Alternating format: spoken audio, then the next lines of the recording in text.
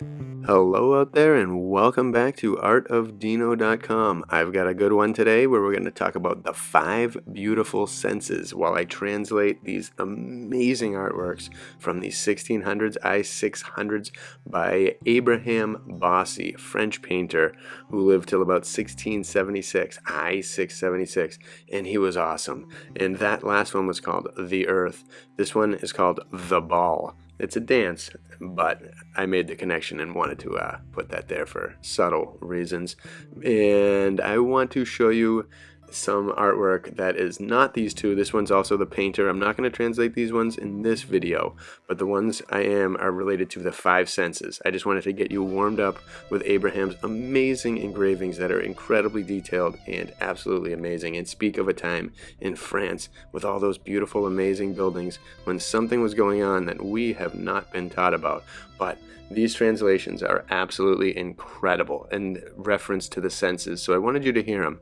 The left side is in Latin, the right side is in French, so right at the bottom, and this one is sight, which is how we're going to get started here. So I'm going to do the Latin first, and then I'll do the French, and then I'll clear up any kind of things, and then talk about the artwork and what we can see here.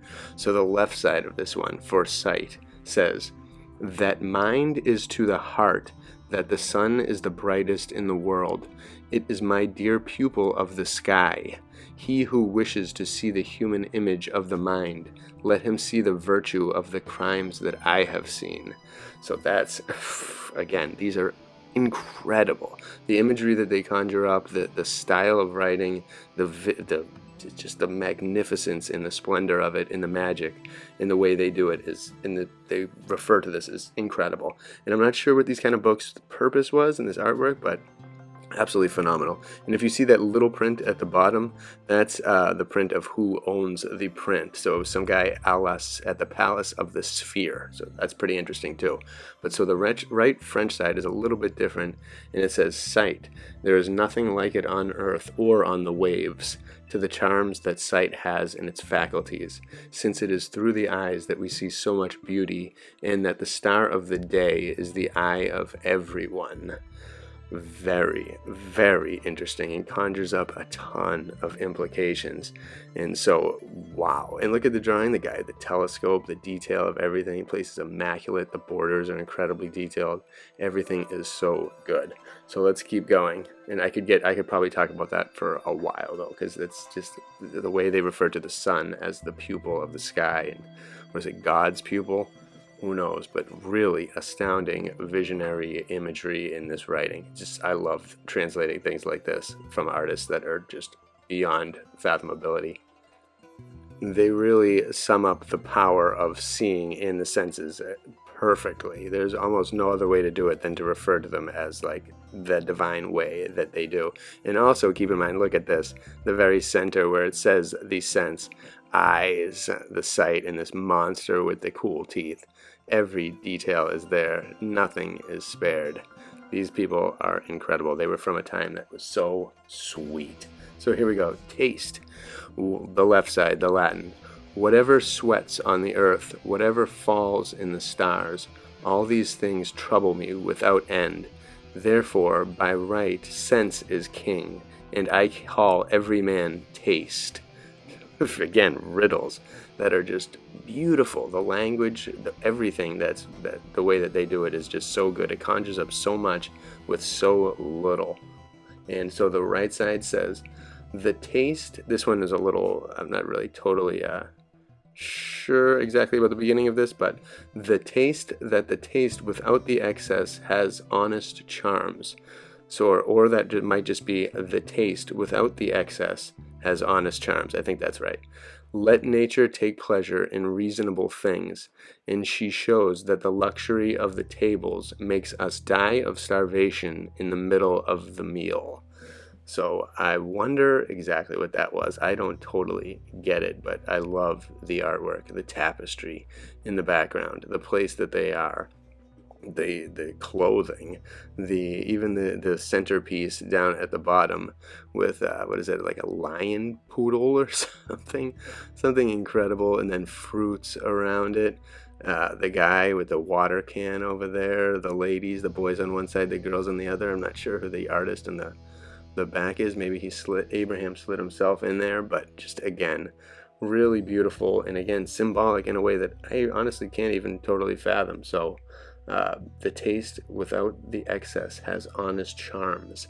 Let nature take pleasure in reasonable things. And she shows that the luxury of the tables makes us die of starvation in the middle of the meal. Interesting. I don't really get it, just everything's so good, but sense is king. I like that term.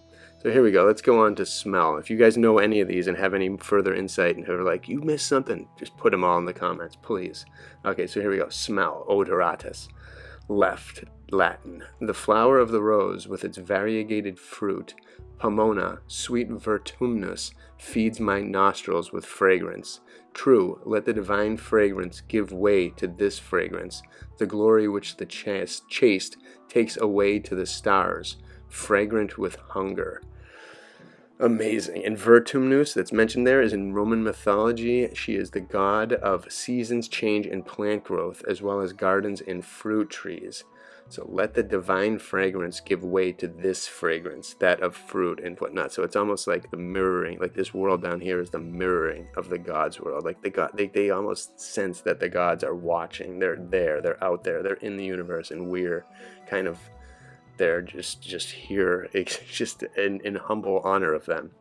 And so on the right side in French, it says, when in the morning the dawn waters with tears all that spring lays in the full, the sense of smell is charmed by the sweet breaths, which Zephyr conceives of the essence of flowers. So now Zephyr means a gentle wind.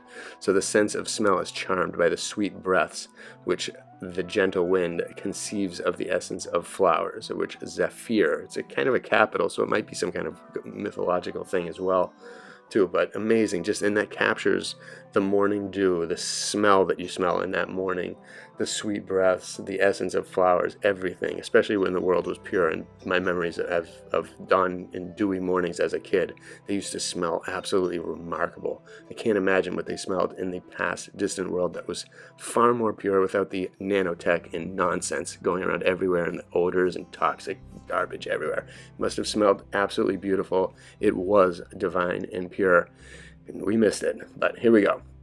Touch, left, the Latin. Alone I embrace the gifts of my brothers, the greatest of pleasures alone. I myself, without the mighty diva, would perish in the earth of Cytherea, in the nature of the forest that sits before nothing touched. All of these have to be read many times in order to even kind of get them. But another name for Aphrodite is Cythera. So it's also the name of an Ionian island, so it could be either way. She was the goddess of love and beauty. So again, alone I embrace the gifts of my brothers, the greatest of pleasures alone. I myself, without the mighty diva, would perish in the earth of Cytherea, in the nature of the forest that sits before nothing touched.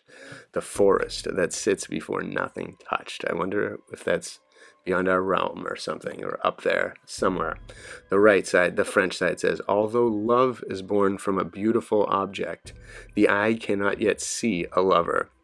Because of the one he serves, seeking enjoyment, he can only achieve this through touch. And again, it is powerful. Touch is, all of these senses are so powerful. They can almost only be truly described this way.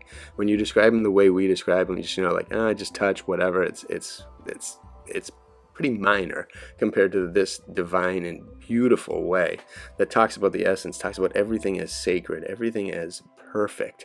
And that's the way I think they were living back in this time. They were thinking this, they were all believing this, they were all in harmony and embracing the power of that type of existence where just anything is possible, and where they know so much more than we currently know, because they weren't being suppressed in every area like we all are.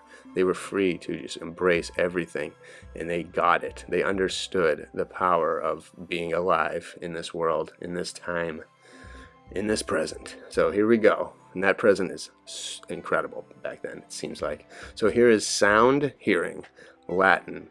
I, like the pounding of the fingers of the wonderfully expert lyre, Philomela, takes me away with songs and wonders. But to me, a concert will never be more pleasant than the learned countrymen who sing my art. That's awesome. So Philomela is a minor figure in Greek mythology. It was frequently invoked as a direct figurative symbol in literary and artistic works in the classics, the cultural Renaissance-y classics. So again, I like the pounding of the fingers of the wonderfully expert lyre. Philomela takes me away, the goddess, the muse, takes me away with songs and wonders. But to me, a concert will never be more pleasant than the learned countrymen who sing my art. So that's just in praise of the beautiful creative musicians out there who just create that essence and keep the world of music turning and sound beauty and auditory excellence going. So the French version says, to carefully consider the infinite sweetness of the tones of music in their various chords. It is not without reason that it is said that the harmony of the movement of the heavens maintains the universe. And that is a perfect cap on the edge of the senses. So you all out there, reevaluate your senses. Let's all appreciate this and think about them in this type of way. Again, to carefully consider the infinite sweetness of the tones of music in their various chords. It is not without reason that it is said that the harmony of the movement of the heavens maintains the universe. And I really do think that, especially when we think about sound and freaks with frequency, ethereal powers, the possible ability to move things with sound, how everything, again, is frequency. When you consider that, it makes a lot of sense. The tones of music and their various chords, it is said that the harmony of the movement of the heavens maintains the universe. And maybe we are in perfect harmony with that heavens, or we were at one point. We are a part of it. And at one point we lived in harmony with it. And we, again, hopefully will. So again, wow, I love this type of stuff. I hope you all do too. I am going to translate some more of Abraham Bosse's art in the near future because now I'm hooked and I can't get enough and I got to see the rest. So stay tuned for that one, and remember, your senses are so important. They are divine gifts from our creators. And so to treat them poorly and to fill them with toxic kind of things, toxic touch, toxic food, toxic taste, toxic smells, like depending on where you work, there's so many chemicals out there everywhere. We have to avoid all these things because they are trying to ruin our harmony and our universal magnificence by tainting every one of the senses in strategically sinister and incredibly targeted ways towards all of us. Whether we see it or not, it is happening in every direction all the time. They are numbing our senses and ruining, trying to ruin that beautiful perfection for us. So don't let them do it. See through it and embrace the perfection and beauty of your senses, your life, the miracle that we are all a part of. Bless you all.